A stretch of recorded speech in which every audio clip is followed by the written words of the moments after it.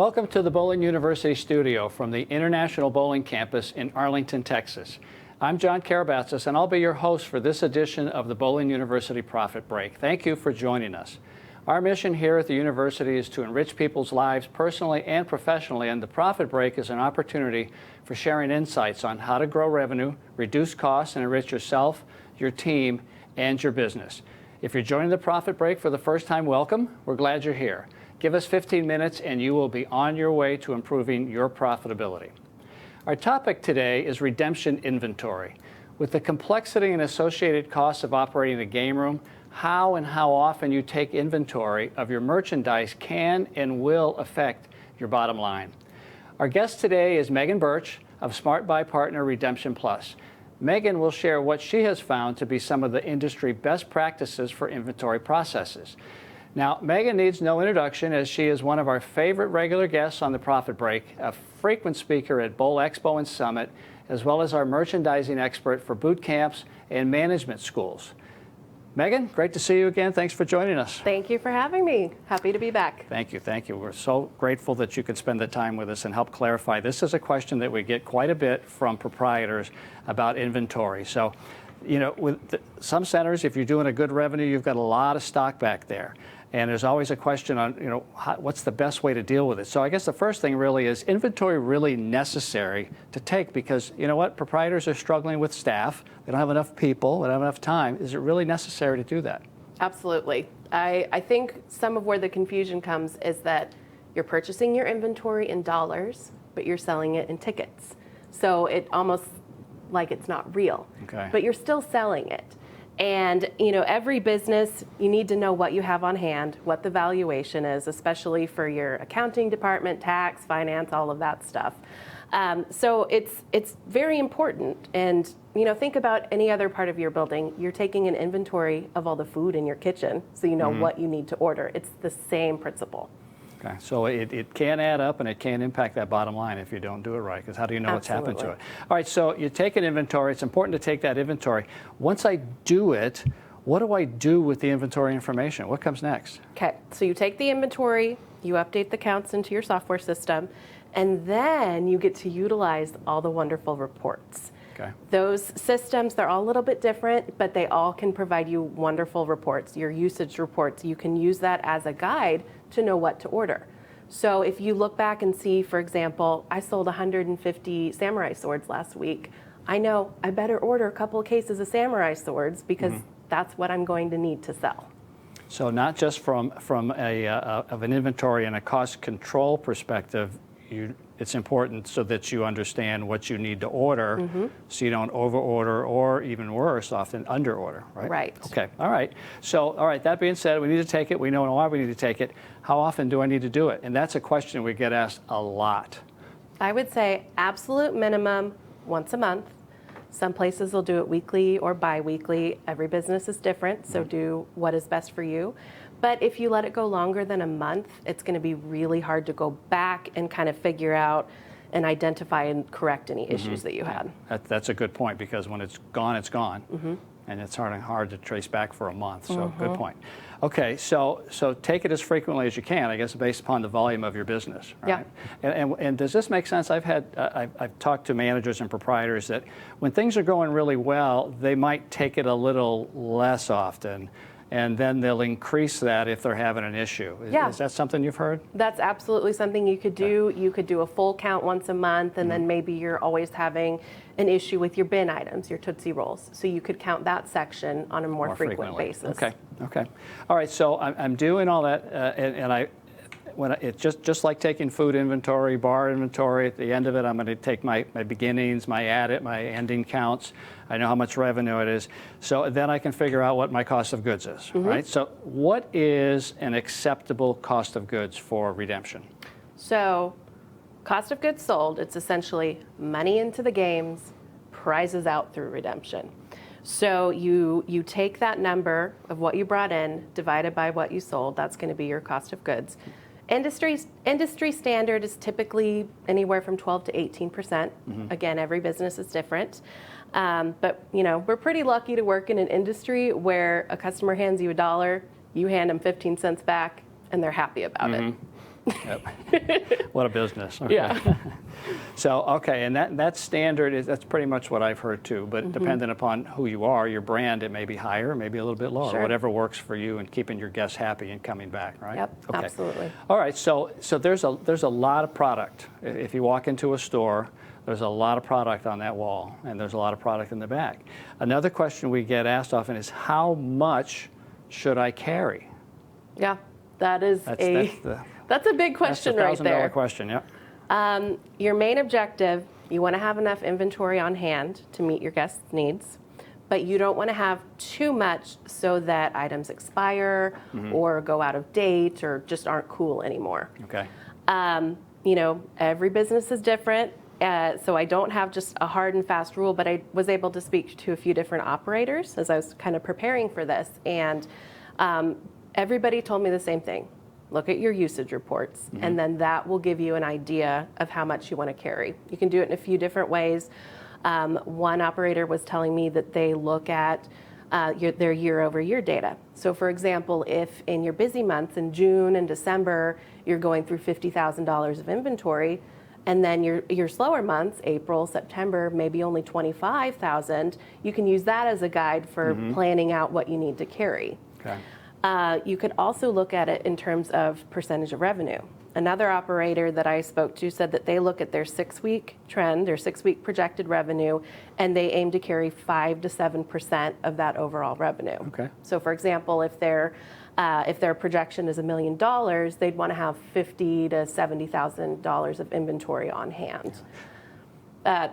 They shared that anything below that kind of 5% is not enough for them. Okay. They're very high volume, but somewhere else that's a lower volume might be able to do 3 to 5%. Okay.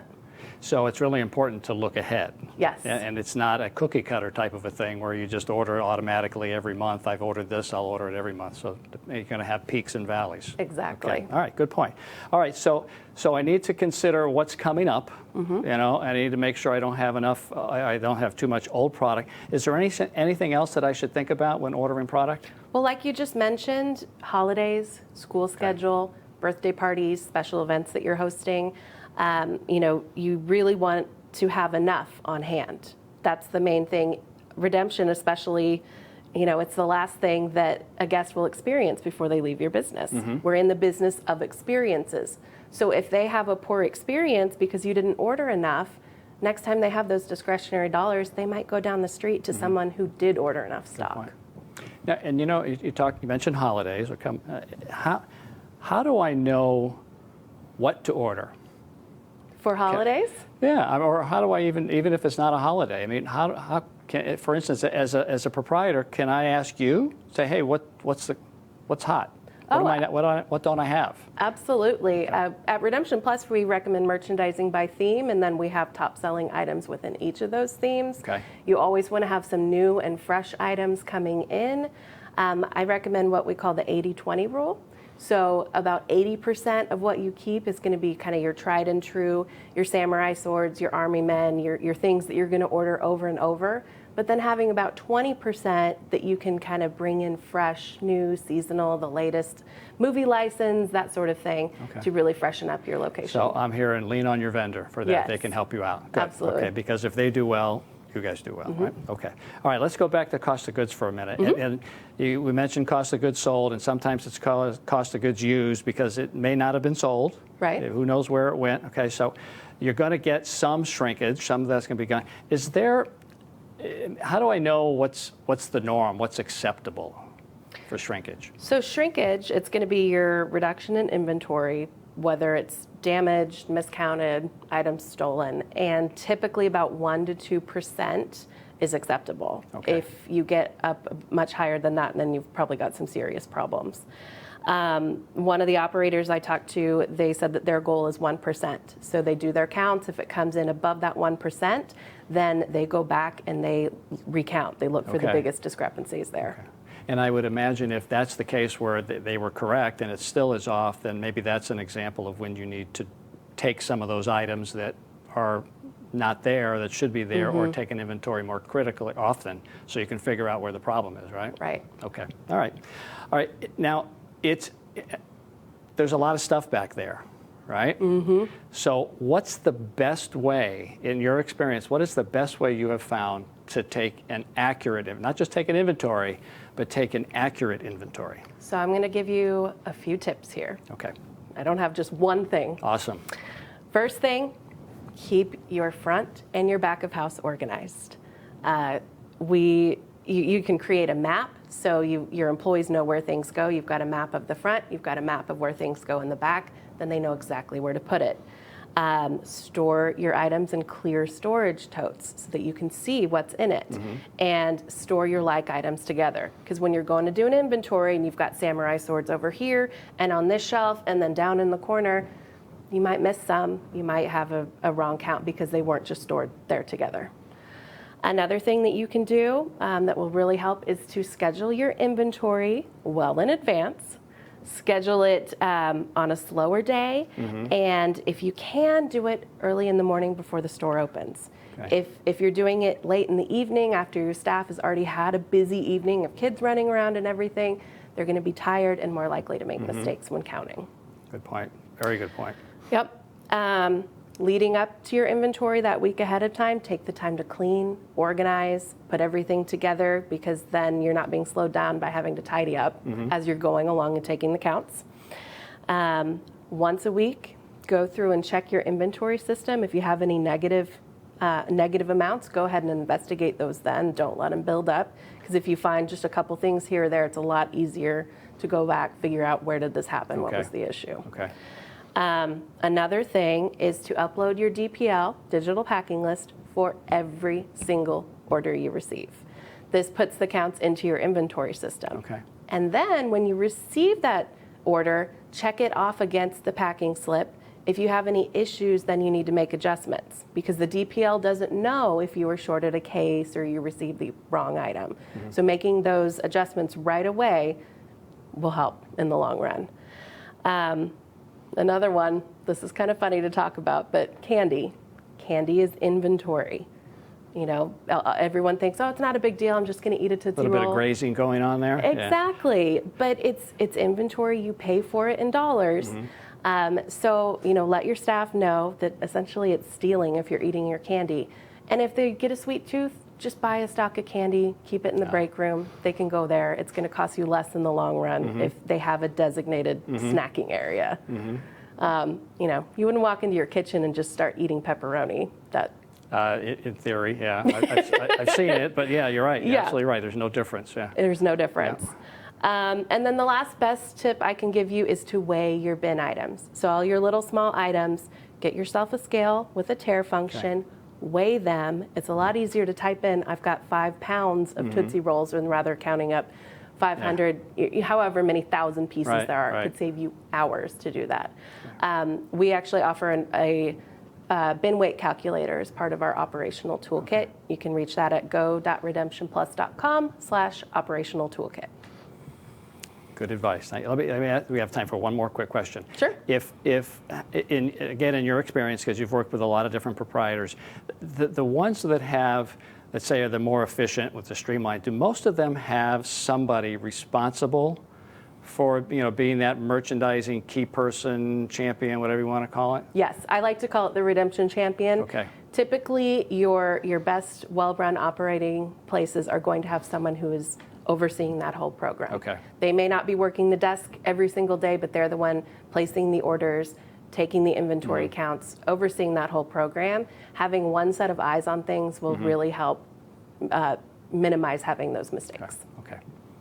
Great advice. It's a big topic to cover in 10-15 minutes, but you did a great job for it. So thank you for that. Thank you for your points and insights. Okay. As we wrap up another edition of the Bowling University Profit Break, remember that when your focus is on growing people, people will grow your business. We look forward to seeing you next time for another great episode. If you would like more information on this, on how to take care of your redemption inventory, feel free to reach out to Megan directly. Don't forget, all previous Profit Break episodes are available 24/7 for you and your team to watch at bowlinguniversity.net. Plus, new Profit Break episodes are available every month. So mark your calendar, watch your email, and join us on Facebook to hear about the latest episodes. Until then, I'm John Karabatsis, and do for one what you wish you could do for everyone. We'll see you next time.